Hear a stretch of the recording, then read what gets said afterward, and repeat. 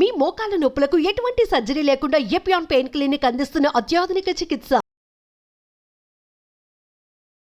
నమస్తే, welcome to our channel. గతంలో 40-50 ఏళ్ళు వయసును దాటిన వాళ్ళకి తెల్ల జుట్టు వచ్చేది. కానీ ఈ కాలంలో చిన్న వయసులో కూడా జుట్టు తెల్లబడిపోవడం అనే సమస్య చాలా తరచుగా చూస్తున్నాం. దీన్ని pre mature greying of hair అంటున్నాం. సో ఈ ప్రీ మెచ్యూర్ గ్రేయింగ్ ఆఫ్ హెయిర్కి చెక్ పెట్టాలంటే మన ఇంట్లో దొరికే ఇంగ్రీడియంట్స్తోనే న్యాచురల్ మెథడ్ ఆఫ్, అంటే ఎలాంటి డైస్ వాడకుండా న్యాచురల్గానే హెయిర్ ప్యాక్ వేసుకోవచ్చు అని చెప్పుకొస్తున్నారు. సో ఆ హెయిర్ ప్యాక్ ఏంటి, దానికి కావాల్సిన ఇంగ్రీడియంట్స్ ఏంటో ప్రస్తుతం మనతో పాటు ఉన్నారు డాక్టర్ ఆదిత్య గారు. ఆయన మాటలోనే అడిగి తెలుసుకుందాం. నమస్తే అండి. నమస్తే అండి. ఎలా ఉన్నారు? బాగున్నానండి. సో జనరల్ గా ప్రీమెచ్యూర్ గ్రేయింగ్ ఆఫ్ హెయిర్ అనేది చాలా కామన్ అయిపోయింది. ప్రెసెంట్ ఉన్న జనరేషన్ లో అయితే పొల్యూషన్ కానీ లైఫ్ స్టైల్ కానీ అదొక్కటే కారణమా ఈ జుట్టు తెల్లబడడానికి? ఇంకా వేరే ఏదైనా రీజన్స్ ఉన్నాయా? కొంతమందిలో మీరు చెప్పిన రీజన్స్ తో పాటు జన్యుపరంగా అంటే జెనెటికల్ ఇది కూడా ఉందండి. సో చాలా మందికి ఆ జన్యుపరంగా వాళ్ళ ఫ్యామిలీ హిస్టరీలో ఉండడం వల్ల కూడా వచ్చే అవకాశం ఉంది. అంటే ఏజ్ పైబడకుండానే టీనేజ్ లోను, లేకపోతే కొంతమందిలో చిన్న పిల్లలు 8 సంవత్సరాలు 12 సంవత్సరాలు ఆ పిల్లల్లో కూడా హెయిర్ ఫాల్ అయిపోయి గ్రేయింగ్ అయిపోయి సో అలాంటి చాలా మంది ఇబ్బంది పడే కండిషన్స్ కూడా కేసెస్ కూడా నేను చూసాను.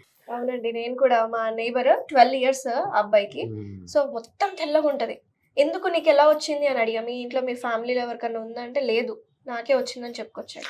ఇంకోటి మీరు అన్నట్టు అంటే పొల్యూషన్ ఎక్స్పోజర్ కూడా ఒక ఇది. తర్వాత బాడీలో న్యూట్రిషన్ డెఫిషియన్సీ.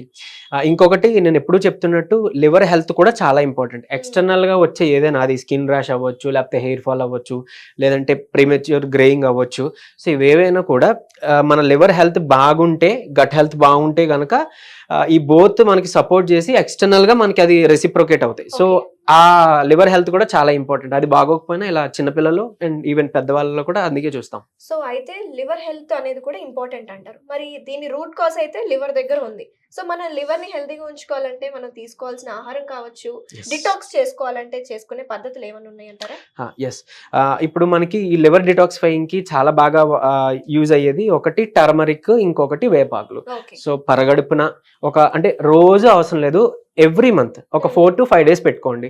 ఒక 4-5 ఆకులు చక్కగా నవిలి తినేసేయచ్చు. లేదు అలా చేయలేము అని అనుకునే వాళ్ళు, ఎందుకంటే చాలా చేదు ఉంటుంది కాబట్టి ప్రాబ్లం లేదు, అది పేస్ట్ లా చేసేసి నూరేసి బాల్స్ లా పిల్స్ లా చేసేసి మీరు మింగేసి వాటర్ తాగినా పర్వాలేదు. నీమ్ అండ్ టర్మరిక్, పసుపు, అలానే వేపాకు, ఇలా చేయడం ద్వారా లివర్ డిటాక్సిఫై ఖచ్చితంగా అవుతుంది, బ్లడ్ ప్యూరిఫై అవుతుంది. సో మెయిన్ గా సో అదే మనకి, ఎందుకంటే బ్లడ్ అనేది మనకి మొత్తం సర్క్యులేషన్ అదే న్యూట్రియంట్స్ ని మనకి డెఫిసిట్ నుంచి కాపాడేది బ్లడ్డే కాబట్టి సో అది కూడా మన బ్లడ్ క్వాలిటీ కూడా ఇంపార్టెంట్. సో అలానే మనకి ఎక్స్టర్నల్ గా అప్లై చేసుకునేవి ఉన్నాయి, అలానే ఇందులో కొన్ని ఇంటర్నల్ గా మనం తీసుకునేవి కూడా ఉన్నాయి. సో అది కూడా నేను చెప్పబోతున్నాను. ఫస్ట్ అయితే మనం ఎక్స్టర్నల్ అప్లికేషన్ గురించి మాట్లాడుకుందాం. దీనికి కావాల్సిన ఇంగ్రీడియంట్స్ ఏంటో ఒకసారి మా వ్యూవర్స్ కి ఎక్స్ప్లెయిన్ చేస్తారా? ఎస్, సో ఇంగ్రీడియంట్స్ లో మొదటిది హెన్నా. సో హెన్నా అంటే చాలా మంది ఓన్లీ కలర్ డై కోసం అని అనుకుంటారు కదా. సో అదొకటే కాదు, దీంట్లో చాలా బెనిఫిట్స్ ఉన్నాయి. ఎంతమందికి తెలుసో లేదో నాకు తెలియదు. మన స్కాల్ప్ లో వచ్చే ఆయిల్ ఏదైతే యూజ్ అవుతుందో ఆ ఆయిల్ pH ని బ్యాలెన్స్ చేసే గుణం మన ఈ హెన్నా పౌడర్ కు ఉంటుంది. కాదు డాక్టర్ గారు, చాలా మందికి హెన్నా పడదు కదా, మరి దానికి ఆల్టర్నేటివ్ ఏమైనా ఉంటుందా? సో అది కూడా చెప్పబోతున్నాను. సో ఇరిటేషన్ అంటే హెన్నా ఇరిటేషన్, హెన్నా పడిన వాళ్ళకి ఏం చేయొచ్చు అని ఆల్టర్నేటివ్ కూడా చెప్పబోతున్నాను. సో హెన్నా గురించి ఫస్ట్ చూసుకుంటే ఈ బెనిఫిట్ లో అదొకటి. తర్వాత మన న్యాచురల్ గా హెయిర్ గ్రోత్ కి హెల్ప్ చేస్తుంది, అలానే మన హెయిర్ న్యాచురల్ కలర్ ఏదైతే ఉందో అది ప్రొటెక్ట్ చేయడానికి కూడా హెల్ప్ అవుతుంది అనమాట. చాలా మంది పెట్టుకోకంటే బ్రౌన్ అయిపోతుంది, ఇదేమి మా కలర్ ని ఎందుకు ఇది చేస్తుంది అని అనుకుంటారు, కానీ దీనికి ఒక ప్రోటీన్ సప్లై కూడా సప్లైగా కూడా పనిచేస్తుంది అనమాట. సో అందుకని హెన్నా తీసుకుంటున్నాం మనం. తర్వాత ఉసిరి అందరికీ తెలిసిందే. సో మనం ఉసిరి అనేది వైటమిన్ సి రిచ్ గా మాట్లాడుకుంటాం, అలానే హెయిర్ గ్రోత్ కి చాలా ఇంపార్టెంట్. అంటే ఉసిరి కాయలు మనం ఇంటర్నల్ గా తీసుకున్నాం, లేదంటే ఉసిరి సిరప్ ఉంటుంది, ఉసిరి జ్యూస్, లేదంటే ఉసిరి పొడి కషాయంని మనం ఇంటర్నల్ గా తీసుకున్నా ఒకటి లివర్ డిటాక్సిఫై అవుతుంది, హెయిర్ గ్రోత్ కి లోపల నుంచి న్యూట్రిషన్ సప్లై ఇస్తూ మన హెయిర్ గ్రోత్ కి హెల్ప్ చేస్తుంది. దీన్ని ఎక్స్టర్నల్ గా కూడా అప్లై చేయబోతున్నాం. సో అందుకని ఈ ఉసిరి పౌడర్ ని కూడా తీసుకుంటున్నాం. తర్వాత వేపాకు. సో కొంతమందికి స్కాల్ప్ లో అంటే ఇన్ఫెక్షన్స్ రావచ్చు, డాండ్రఫ్ ఉండొచ్చు, scalp infections, fungal infections, so వాటి నుంచి కూడా కాపాడుతూ, తర్వాత ఇది ఏమంటారు మన స్ప్లిట్ ఎండ్స్ ని వాటిని కూడా ఏమంటారు తగ్గిస్తుంది. అలాగే మన హెయిర్ గ్రోత్ కి ఒక మంచి సప్లిమెంట్, న్యూట్రిషన్ సప్లిమెంట్ గా కూడా ఇది హెల్ప్ అవుతుంది అనమాట నీమ్. అయితే జనరల్ గా ఇప్పుడు మనము గ్రేయింగ్ ఆఫ్ హెయిర్ కే కాదు, అలాగే డాండ్రఫ్ కి, హెయిర్ ఫాల్ కంట్రోల్ అవ్వడానికి కూడా ఉపయోగపడుతుంది. అవును, ఉపయోగపడుతుంది. ఇంకొకటి, కొంతమందికి ఫ్రిజీ హెయిర్ ఉంటుంది, ఫిజీ హెయిర్ ఆ డ్రైనెస్ వల్ల కొంచెం చిక్కులు పడిపోయి లేకపోతే ఫిజీగా ఉంటుంది కదా, అలాంటి వాళ్ళకి సాఫ్ట్ చేయడం కోసం మనం చక్కగా మంచిగా మనం పెరుగు తీసుకుంటున్నాం. ఈ పెరుగు దానికి యూజ్ అవుతుంది అనమాట. అండ్ ఆబ్వియస్లీ న్యూట్రిషన్ సప్లై కింద కూడా హెల్ప్ అవుతుంది. సో ఇప్పుడు హెన్నా కొంతమందికి పడదు అన్న వాళ్ళు గుంట గలగర మీరు వినుంటారు, బ్రింగరాజ్. సో హెన్నాని రీప్లేస్ చేసుకుంటూ బ్రింగరాజ్ ఆ గుంట గలగర పౌడర్ ని మనం దీంట్లో ఇంక్లూడ్ చేసుకోవచ్చు.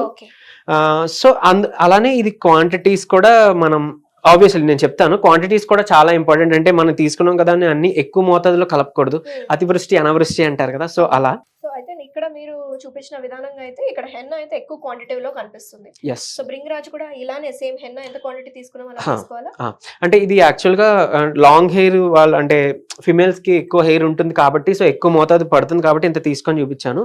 బట్ అంటే మీ హెయిర్ ఇప్పుడు అంటే ఆల్రెడీ కొంచెం హెయిర్ ఫాల్ అవుతుంది, కొంచెం పలచబడింది అనే వాళ్ళు మీకు తగినంత మాత్రం తీసుకోండి. సో ఎంత తీసుకోవాలి అని అంటే, సో హెన్నా కానీ లేదంటే బ్రింగరాజ్ కానీ ఏదైతే ఉందో 3 to 4 టేబుల్ స్పూన్స్ మనం తీసుకుంటాం. ఇది ఫైన్ గా గ్రైండ్ చేసుకునేది అయితే ఇంకా బెటర్, ఈజీగా అప్లైకి బాగుంటుంది. సో అదొకటి చూసుకోండి. బయట దొరికే హెన్నా పౌడర్స్ కంటే మనం నేచురల్ గా మన గోరింటాకు ఆకులతో పౌడర్ చేసుకుంటే ఇంకా మంచిదేమో కదా. ఎగ్జాక్ట్లీ. తర్వాత ఉసిరి పౌడర్, ఇది హాఫ్ అంటే ఇప్పుడు 3 to 4 టేబుల్ స్పూన్స్ కలిపాం కాబట్టి 1 teaspoon తీసేసుకోండి ఉసిరి పౌడర్, కలిపేసేయండి. తర్వాత నీమ్, ఇది 1 table spoon. So 3 to 4 table spoons ఈ హెన్నా పౌడర్ తీసుకున్నాము, దానికి 1 టేబుల్ స్పూన్ ఏమో ఉసిరి పౌడర్ ఆమ్లా పౌడర్ తీసుకున్నాము. అలానే నీమ్ కూడా 1 teaspoon తీసుకున్నాం. ఇప్పుడు కొంతమంది దీనికి తర్వాత ఫిజీ హెయిర్ అది డ్రై హెయిర్ ఉండే వాళ్ళు కొంచెం ఈ కర్డ్ ని కూడా మిక్స్ చేసుకోండి. ఇది పేస్ట్ లా చేసుకోవాలి కాబట్టి మీరు అంటే తగినంత చూసుకొని తీసుకోవచ్చు. మీరు అంటే కొంచెం వేసి మీరు మిక్స్ చేస్తూ కొంచెం టెక్స్చర్ పేస్ట్ లా వచ్చేలా చేసుకోండి, బెటర్. సో చాలా మందికి డాండ్రఫ్ అనే సమస్య చాలా తీవ్రంగా ఉంటుంది.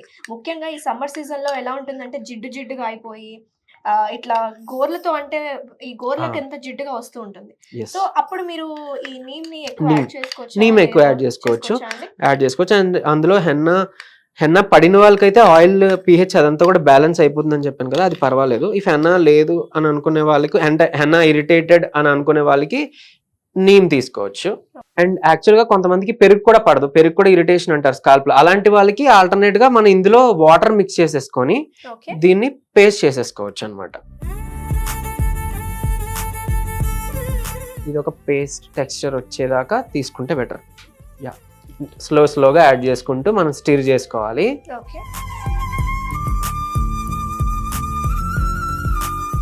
మరీ పల్చగా కాకుండా అలానే మరీ థిక్గా కాకుండా చూసుకోండి. కొంచెం పడతాయి వాటర్ కదా. కొంచెం పడతాయి.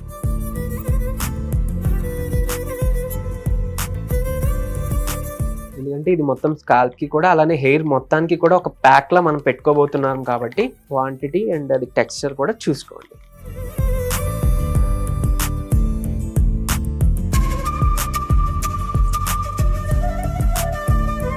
సో అప్లికేషన్ అండి, ఎన్ని అవర్స్ పెట్టుకోవాలి, ఎంతసేపు ఉంచుకోవాలి?